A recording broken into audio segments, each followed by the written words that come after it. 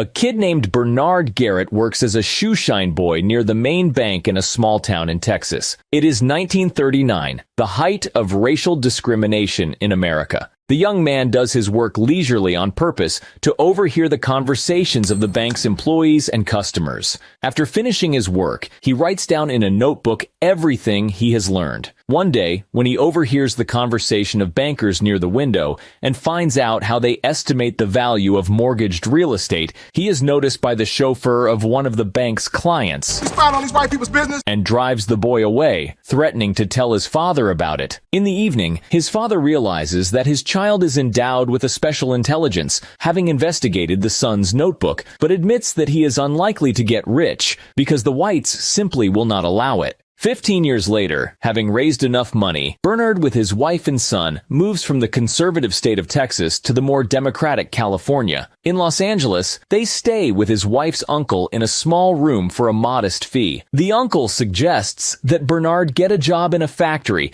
but the guy is serious about getting into real estate in Los Angeles, which draws a scoff from the uncle. When Bernard went to tuck his son, the uncle tries to teach his niece a lesson, but she stands proudly for her spouse. Eunice, what does your husband have against working? If we need to supplement our income until he finds the right property, I'll work at the plantation club. But if he's a real man, he won't let you. That won't be for him to decide. My husband is a genius. You'll see. Bernie then promises his wife that he will get her and their son out of that barn as soon as possible. The next day, Bernard drives his cousin to work, where he meets a bright white kid named Matt. Hey, you didn't tell me you had a rich uncle. Nice to meet you. Hardly rich, and I'm his cousin. You got a car, you're rich to me. Bernard examines all the offers on the market and tries to drive down the price. He manages to find an apartment building, but unfortunately the building needs renovation, and his money is only enough for the building itself. His wife is surprised that her husband is targeting a white neighborhood, but Bernard doesn't care at all. He realizes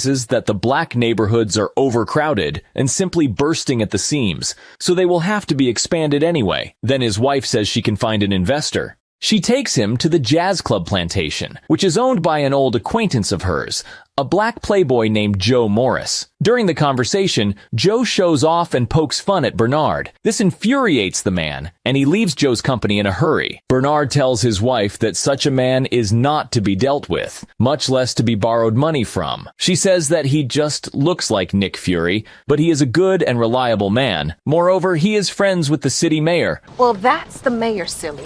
Do you want to meet him because he's friends with Joe? Bernard has no choice but to go to the owner of the building and try to get the price down. The owner turns out to be a very clever businessman with a distinct Irish accent. He wants $40,000 for the building. Bernard's efforts to get the price down to $30,000 are unsuccessful. Then he asks to split the payment into 2 installments. $30,000 are paid straight away, and the rest $10,000 when the building will be fully leased. My tenants won't pay more, even if they can see the reflections in those floors. But another market will. Black doctors, lawyers, teachers, looking for a place to move outside the ghettos that they've been forced into. No one is going after that market, but I can. Bernard's pressure, wit, and mathematical talent impress the Irishman, but he's not ready to take the risk and refuses Bernard. Before leaving, Bernard peeks at the name of the bank on the calendar and the name of the man's personal manager. That same afternoon, Bernard heads to that very bank and tries to talk to the manager, but the secretary blatantly lies to the man right in his face, as if trying to get rid of the dark-skinned man in a kind of polite form. I'm sorry, Mr. Reed is out. May I take a message? I have pretty good eyesight and I can clearly read the nameplate on his desk. I'm sorry. I misspoke. Mr. Reed can't meet with you right now, but I could take a message. Then, Bernard has to wait for the manager for several hours on the street. After a working day, Bernard has a dialogue with the manager outside of the bank, trying to get a loan. He tells the manager about the whole deal. In the evening, Bernard is ready to give up, but the Irishman calls him and starts a conversation with some claims. Did you use my name to try and get a loan from Mr. Reed at Mid-City Bank? Yes. And do you think that follows normal business customs? No. Good.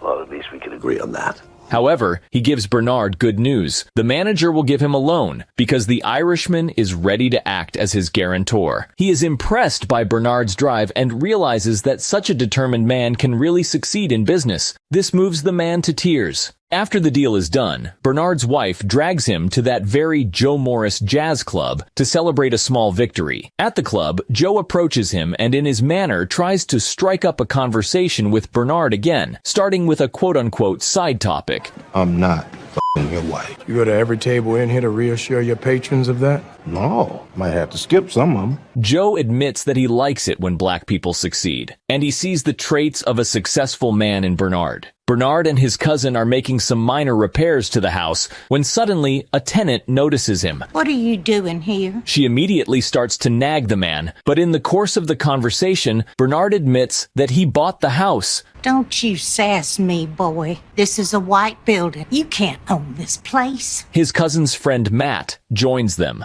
But are you okay with working for me? Money's green, that's the only concern about color I got. The three of them start working hard, but a few hours later the police arrive saying an old woman called them because a black man is impersonating the owner of the building. Bernard declares that he is in fact the owner, which causes ridicule from the police. Then he shows them a copy of the title deed, and the police leave without forgetting to say, Try to be more respectful to your tenants. Yes, sir, officer. Sorry for the inconvenience. In the evening, Bernard moves into one of the apartments, which causes a wild resentment of that elderly woman. She doesn't intend to tolerate the neighborhood with black people, so the next day she moves out of her apartment. But the apartment doesn't stay empty for long, because in a short time, a well-to-do black lady moves in. Bernard gives the Irishman the remaining money. The man offers Bernard a partnership. He proposes to buy up houses thanks to his reputation in the bank and share all the profits 50-50. He is Irish, so Americans are reluctant to deal with him. He suggests Bernard to negotiate on the phone, as he has a competent speaking skills, and he is excellent at bargaining, and most importantly, good at calculations. But when they need a face to sign the deal, it'll be the Irishman. Over time, they buy up a huge number of houses throughout the area, and business begins to take off. Bernard buys a pretty decent house for his wife. All the houses are successfully occupied by solvent people, and Bernard's business is booming. But as you know, the ups are often followed by the downs. The death of Bernard's partner marked the beginning of that downhill slide. After the death of the Irishman, his wife is willing to buy out Bernard's interest, as she's not going to run the business with a black man. She offers an amount 4 times below the market value. Bernard says he owns 50% of the houses. But since the agreement between them was only verbal, the woman may not pay him anything at all. So Bernard has 2 choices: take what she gives him or try to sue and possibly end up with nothing. In an attempt to find a witness to their arrangement, he goes to the bank manager who refuses to see him because he is already working with the Irishman's wife. Bernard realizes that he has nothing to gain and heads to the exit.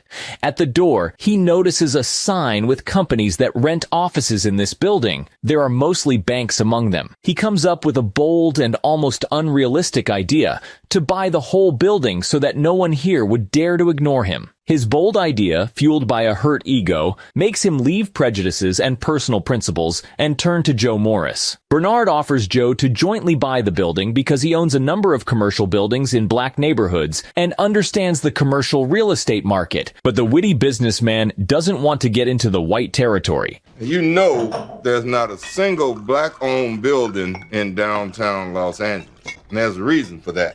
Now, convince me. However, Bernard convinces him with the phrase that the banks will not dare to refuse them a loan sitting in their building. In addition, the banks have information about real estate, which will make it easier for them to find and evaluate new investment objects. Surely Joe likes the idea. Of course, no one will want to sell the building to the black people. Moreover, they will not even communicate with them, so they offer Matt to become their representative. The guy is frightened by the proposal and says that he will not pull such a role. Joe himself, having seen this simpleton, doesn't believe that the guy can help the case, but Bernard is sure that he can be trained. Matt is sitting in a cafe thinking. A waitress recognizes him. She studied with him in the same school. You were a few years ahead of me, but I mean, everybody knew who you were.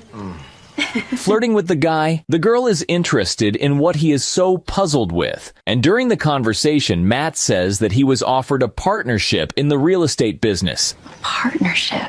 The humble factory worker felt really proud when he told this to the girl, and she also began talking to him respectfully. This played a key role in the final decision. He is full of enthusiasm and gladly agrees to the case. I'm in. Businessmen begin to teach the guy all the subtleties of the rich life. Joe teaches him to play golf and make conversations with rich people. Bernard tries to explain how multipliers and formulas for real estate valuation work. Seeing the guy's vacant stare, Bernard realizes that he needs to start his training with the most basic things. Maybe we should start with a math review. That'd be great. At first, the guy doesn't succeed, which disappoints Joe, and he realizes that in a month, they will not be able to make him a worthy representative of their interests. But gradually, the young man begins to demonstrate an excellent ability to learn, thanks to his exceptional memory. After a month, he easily performs complex math calculations without taking off from the game of golf. Joe organizes him a game at an elite golf club in the city, where he allegedly accidentally meets the owner of that very building, named Charles Renault. After the game, Bernard begins to prepare the guy for a business meeting with Renault. He explains to him all the bargaining options, all the possible amounts and offers. The guy cannot cope with such complex calculations, so he just memorizes all the combinations by heart thanks to his excellent memory. I'll just memorize it. All of it. Yeah, I got a pretty good memory. That good? During the meeting with the owner, Matt demonstrates excellent awareness of all the financial prospects of the building. He floods Renault with his calculations, shocking the man with his math skills. How do you do this in your head? Even his accountant with a calculating machine cannot keep up with the guy. Especially when you factor in vacancies, which are at least 9%. Less than that. I counted 12. How could you possibly know that? Charles, it's November. It gets dark by 5 p.m. If you want to bullshit someone about your vacancy rate, you need light shining in all those unleased spaces by 4:30. In the end, he drives the businessman into a corner, thanks to which he manages to bring down the price from $2.5 million to $1.5 million. I'll tell you what. I'll give you two options. We get an 11% capital return rate, and you get your 25% profit in the markup. Or we get a 10.5% cap rate, and you take an 18% instead of a 25% markup. You can choose. But he can't help you. The partners celebrate the victory and immediately start buying houses in white neighborhoods with access to favorable loans. The manager, who has always ignored Bernard, is puzzled at how things can turn out in life. They reach really great heights in the real estate market. They own 177 buildings, some of which have more than 100 apartments. The sheer amount of real estate in white-only areas makes them instrumental in the fight against housing segregation in Los Angeles. They have even personally welcomed the vice president of the country in their building. And Matt marries his haughty waitress. In 1963, Bernard is already a successful businessman, and he comes to his small town in Texas to see his father. At that time, Texas was the most radical state, and the attitude to black people here remained unchanged. The father admits he is proud of his son. Bernard says that it is easier for blacks to live in California, but the man tells his son, "I don't think it's California." These words encourage the guy. The next day, he goes for a walk around his town with his son in expensive suits. The son is surprised that people stare at them like that. Well, I found separated, Dad. The man explains that this place is radically different from California. I'm sorry you had to see that. They approach the Mainland Bank, near which Bernard used to shine shoes and gain invaluable knowledge. He asks the local shoeshine boy how much for a shine, but the boy replies, "Only do white folks here, sir." This once again spurs the revolutionary entrepreneur. In the evening, he confesses to his wife that he wants to buy the bank so that black people in Texas will have a chance for a decent life. After all banks in Texas create unrealistic credit conditions for black people with their inflated interest rates so that they cannot make loans and thus violate their constitutional rights. His wife realizes that if Bernard is up to something, he will follow through with that. Upon arriving to Los Angeles, Bernard tries to talk Joe into this venture, but the latter says that it already looks like altruism for black people rather than doing business. What's more, under Texas rules, they cannot even enter their bank to control Matt. After all, blacks are only allowed to enter the bank as the help. But seeing that Bernard will still do what he is up to, with or without him, Joe agrees to this crazy deal. They bring Matt to a meeting with the bank owner, Robert Florence. Joe accompanies Matt under the guise of a chauffeur. The owner of the bank is ready to sell his business for an agreed sum with one condition. His son, Robert Florence Jr., must remain in the bank as a credit expert, and the owner retains 20% of the shares. Everyone is ready for the deal, but the owner's disgruntled offspring asks uncomfortable questions, such as why Matt's partners are not present at the deal. Who are Bernard, Garrett, and Joseph Morris? My financial partners in Los Angeles. Why aren't they here? Honestly, because they're too rich to bother. That's why they have me. But despite this, the deal goes well, and the trio successfully acquires the bank. Bernard immediately goes to the black preachers and informs them that he and his partners have purchased the mainland bank to change the bank's policy regarding loans to black people. He needs their help to identify responsible potential borrowers in their congregations.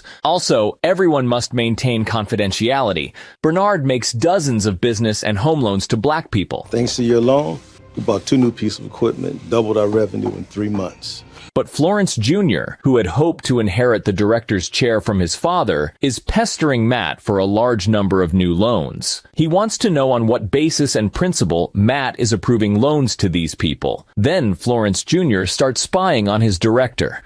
He finds out that the new loans were given to black people and notices how Matt secretly meets Bernard and reports to him on his progress. In the evening, Matt is nagged by his wife. She is not happy that they have moved to this hole, and also he doesn't own the bank himself, as the guy originally outlined to her, but is just a representative for black partners. We're making $25,000 a year. We bought this house with 1 month's salary. When you started with them, you said they were going to make you a partner. Yeah, and A partner isn't on a salary. A partner's an owner. He promises that the next bank they buy will be completely under his control. They just have to wait a little bit. You're buying another one. we're thinking about it, yeah. Oh, that would be something. The next day, Florence tracks down the businessman's meeting place. He breaks into Bernard's house and threatens to tell the residents who really owns the bank and to whom the loans are given. All the whites will run to close their deposits, and the bank will just collapse. Then you'd own 20% of a failed bank instead of a booming one. So we're in this together. Not quite. See, my father didn't know he was selling his bank to 2 Negroes, so that's fraud. Both our names were on that bank contract you signed. You even asked about us. Bernard says that Florence Sr. knew who they really are. Then Florence pulls out a notice from the comptroller of the currency that their yearly inspection has been moved up 2 quarters early because of an anonymous tip. When Florence leaves, Matt, egged on by his wife, suggests that the partners buy another bank, a small one, to move all the black people's loans to that bank. He has already found a bank and thought through all the deals. Okay, the Bank of Marlin is small. You can purchase it outright for $274,000. The guy explains to the men that this is a good solution, but the prudent Bernard doesn't like such a fuss. He realizes that they will not cope with the management of one more bank. Matt demands to entrust the bank completely under his management. It's $274,000 of Joe's and my money. We should at least have the final say, right? If I can't become my own man here, then I think I need to resign and go back to LA. Is this you blackmailing us? No, you guys have taught me so much. I just want to be more like you. An owner. In the end, Matt manages to get the management of the new bank by means of pressure. Bernard's spouse works as a janitor at the new bank to look after Matt. Wish they'd just trust me, then you wouldn't have to. Do you resent me being here? A little. Do you resent me for wanting to run my own bank? A little. Bernard with A-Train creates a list of loans that need to be re-signed at the new bank and instructs Matt to double-check all the loans before signing and to work only with their trusted lawyer. However, Matt, having believed in his own skills and powers, decides to step away from their plan. He hires a lawyer by the advice of Florence, who most likely ratted out the bank to the comptroller of the currency. During the signing of the contracts, Matt, with a serious facial expression, runs through the list of loan agreements without even bothering to study them properly. The guy is worried that he might mess up the bank's management, so he shares these thoughts with his spouse. They're lucky to have you. No, I'm the lucky one. I'm learning from people a lot smarter than I am. And they're not smarter than you. I mean, they can't be. They're my friends. Florence calls him and tells that white customers are coming to Mainland Bank and withdrawing all their money because someone told them that the bank gives loans to black people. On top of that, the examiner of the comptroller of the currency starts his inspection in the new bank on the anonymous tip. Federal bank examiner just left my office. I thought that wasn't until next month. No, I'm at Marlin, not Mainland. To get the master books out, he's coming back in an hour. Bernard, in a janitor's uniform, tries to help Matt to explain to the examiner how the transactions in their bank are carried out. But it doesn't help much because the examiner finds loans that such a small bank cannot own. Matt runs out to his partners in the restroom to get clues for action. Bernard doesn't understand how these loans got into this bank. How the hell did these loans get in the package? I don't know. I looked over every individual loan, Matt. There was nothing over $20,000, nothing over 20 years. Did you look at the loans when you picked them up? I looked through them, maybe not carefully enough. I read the top sheet. How the hell did our lawyer miss that? Well, I couldn't use O'Keefe. What? Who exactly did you ask to find this lawyer? Florence. Florence! They understand perfectly well that Florence set it up on purpose and are surprised that Matt doesn't realize it himself. After the check, the partners decide to sell the small bank in order to save the Mainland Bank. But Matt isn't ready to give up the bank, where he is finally in charge of the whole process. I'm not going to lose Marlin. There's got to be something I can do. Matt keeps screwing up. The guy buys the loans back on behalf of the Mainland Bank. Joe is informed about that by their trusted banker who they have worked with for years in L.A. Who the hell would pay face value for those piece of shit loans? Mainland Bank in Willis, Texas. Son of a... Together with Bernard, they rush to Mainland in order to stop Matt. But no sooner do they explain to Matt how badly he screwed up than the deputy comptroller of the currency bursts into the bank and announced that their banking license has been revoked for suspicious transactions, and the bank is being placed in FDIC receivership. At the exit of the bank, they are caught and arrested by the FBI, not without Bernard's resistance. In Washington, before a public hearing in the Senate, a lawyer says that they want to use their case to tweak the laws regarding banking. So what does that have to do with me? You want the stated or the unstated version?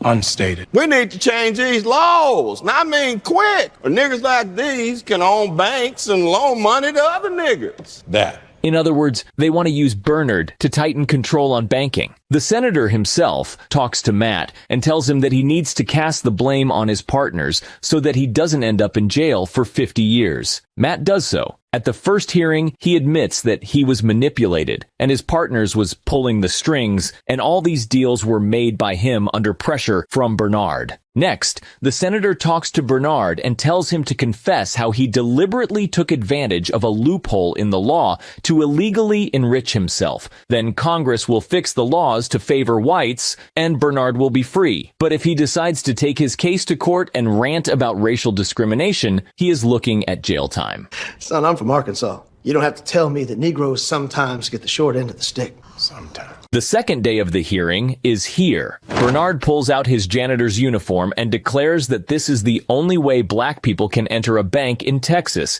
even though the Constitution says all citizens are equal. The senator tries his best to interrupt Bernard's speech, but the man makes a brilliant speech about the race discrimination. Why is it so important to you to exclude an entire race of people from the American dream? Of course, the Senate isn't satisfied with such a speech, and federal government seizes their assets following this hearing. An all-white jury in Texas convinces them of misappropriation of bank funds and sentences them to 3 years in federal prison. Matt, on the other hand, remained free. Florence purchases the Mainland Bank in a sale arranged by the FDIC for a fraction of the cost Bernard and Joe paid Florence's father for it. 3 years after their testimony before the Senate, Congress passed the Fair Housing Act, which made it illegal to refuse to sell or rent property on the basis of race, religion, or gender. 3 years later, Bernard is released from prison, where he is met by Joe and his wife. Figures they let you out before me. Man, they couldn't wait to get rid of my ass.